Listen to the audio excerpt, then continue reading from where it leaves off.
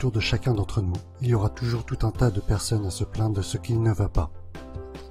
Depuis qu'on est passé à l'euro, la vie est devenue tellement plus chère. Encore une décision prise par ce gouvernement qui n'a aucun sens. Et si pour une fois ils ouvraient les yeux? Même si au fond la plainte de ces personnes est légitime, est-ce que se soucier pendant des heures sur ces problèmes-là va les aider à avancer? Ne devraient-elles pas plutôt se concentrer sur des choses qu'elles peuvent influencer? À l'inverse, imaginons maintenant une personne proactive, responsable d'un business vendant un produit. Plutôt que de s'attarder sur comment les gens ne savent plus apprécier les produits de qualité de nos jours, ou comment les décisions du gouvernement ne correspondent pas du tout à la réalité, lui va se concentrer sur comment il peut rendre son produit meilleur, comment l'améliorer afin que ses clients ne puissent plus s'en passer. Est-ce que vous vous rendez compte de la quantité de travail, de dévouement et de persévérance que ce type de questions engendre? Et que pensez-vous des personnes réactives qui ne prennent pas de recul et se laissent sans arrêt emporter par des choses qu'ils ne maîtrisent pas? Règle numéro 1, pour être efficace, concentrez-vous sur des actions dont vous avez le contrôle. Ne perdez pas de temps à vous plaindre de ce qui vous entoure. En d'autres termes, ne subissez pas les événements. Soyez acteur de votre vie, soyez proactif. Imaginez-vous maintenant, le jour de votre 90e anniversaire. Une fête est organisée par vos proches pour l'occasion. Vous devez écrire une lettre relatant les faits. Décrivez un maximum la situation, les personnes qui vous entourent. Que souhaiteriez-vous que l'on dise de vous? Voulez-vous que l'on vous considère comme ayant été un bon mari, une bonne épouse?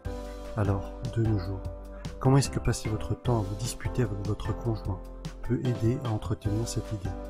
Ne devriez-vous pas faire le maximum pour entretenir la flamme avec votre moitié?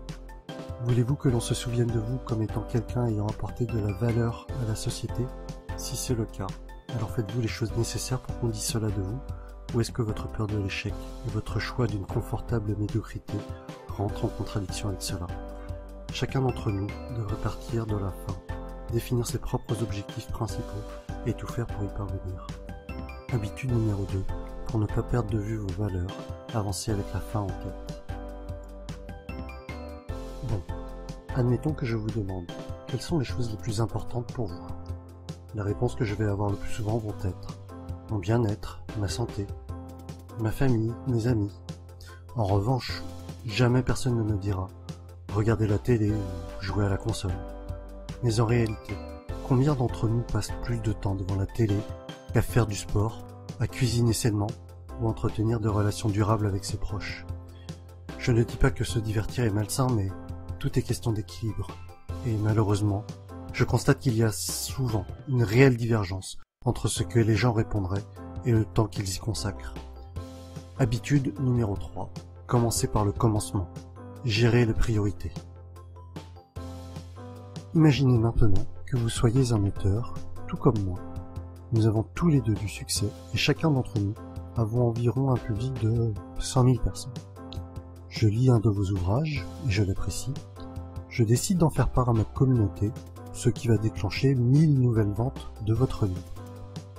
Vous vous rendez compte de cela et vous vous demandez qui je suis. Vous vous intéressez un peu à ce que je fais. Vous constatez que j'ai aussi des choses intéressantes dans ce que j'écris. Vous partagez ces idées à votre communauté et cela provoque également 1000 ventes de mon propre livre. Notez la différence entre ce qui vient de se passer et une autre situation dans laquelle j'aurais décidé d'ouvrir un compte fictif sur Amazon par exemple pour vous laisser un mauvais commentaire dans la seule optique de critiquer votre travail sans même avoir pris le temps de vous lire, juste dans le but de vous priver de quelques clients potentiellement à mon profit.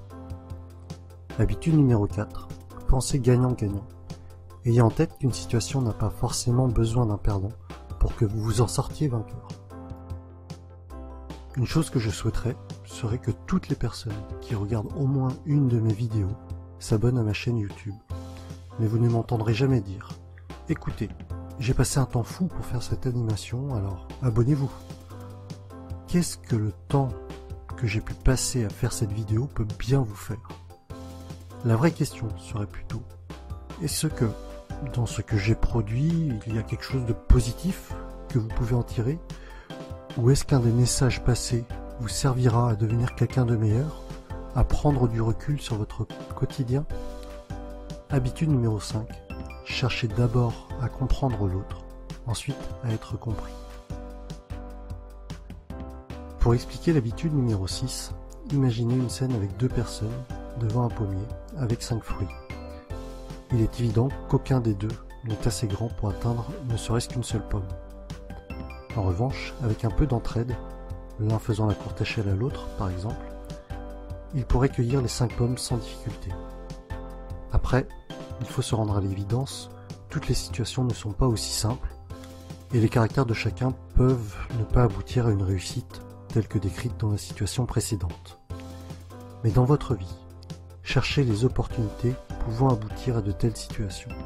Vous pourrez ainsi cueillir plus de fruits que si vous faisiez tout seul. L'habitude numéro 6 est synergiser. Pour finir, l'habitude numéro 7 est affûter la scie. Pour illustrer ce concept, prenons l'exemple d'un homme essayant de couper un arbre depuis des heures. Au bout d'un certain temps, un voisin n'en peut plus et lui suggère « Vous savez, si vous affûtiez votre scie, vous pourriez abattre cet arbre bien plus rapidement. » Ce à quoi l'homme répond « Mais affûter ma scie, ça va me prendre un temps fou. » Ok, la situation peut paraître absurde comme ça et on pourrait en rire. Mais réfléchissez bien, c'est ce que la majorité des personnes fait tout le temps. On ne peut pas trouver 15 minutes par jour pour faire du sport, 4 à 5 fois par semaine. Par contre, rester devant la télé 2 heures par jour, ça, oui. De même, on ne prend pas le temps de s'instruire pour se stimuler mentalement, non. Ça aussi, ça prend trop de temps. Habitude numéro 7, affûtez la scie. Formez-vous, instruisez-vous, investissez-vous, investissez en vous. Et voilà en résumé les 7 habitudes des gens efficaces selon Stephen Covey. Si vous avez aimé la vidéo ou si vous avez appris quelque chose, abonnez-vous.